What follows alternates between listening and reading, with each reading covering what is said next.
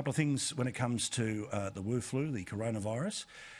As you know, there's a lot of things that are about to get better, restrictions-wise, in New South Wales and Victoria, where, among other things, the COVID Goldilocks book, which, of course, the ultimate fairy tale to decide what's too hot, what's too cold and what's just right, is that today, apparently, it will kill you to be standing while drinking in a pub in New South Wales. Tomorrow, it won't be.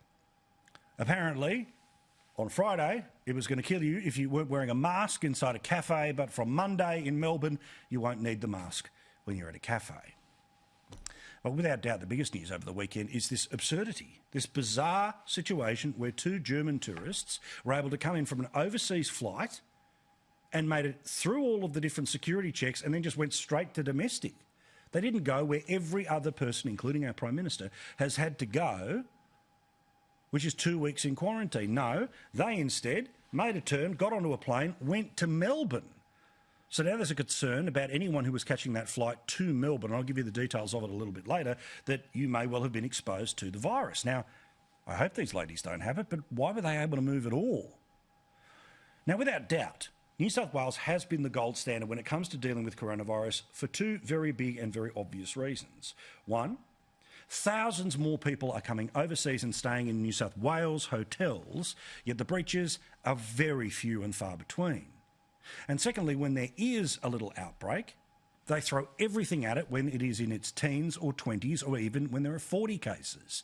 Unlike the situation in South Australia that was allowed to be completely overreacted to, and the other state premiers are all trying to show off that their coronavirus policy, which is shut the gate, lock everyone out, including your fellow Australians, is apparently the best way to go. Now, this worked politically for Palaszczuk in Queensland, for Gunner in the Northern Territory, for Ardern in New South Wales. It no doubt will work for Goodwin in Tasmania, probably even Andrews, unbelievably, despite all of what he's done in Victoria.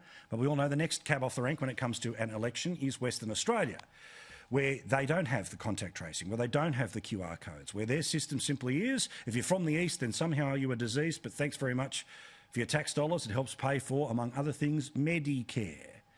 So McGowan, of course, pretends that the gold standard is now more like tin foil, despite the fact that the stresses on their system has been way more than any other state, even states like Western Australia, where the pressure that has happened on their hotel quarantine has busted a couple of times. Well, it's not the gold standard, but fortunately, both of them were not positive. They've both been tested, but it obviously shows that COVID is a risk, and that's why we continue to have a controlled border in place to ensure we can protect people into the future.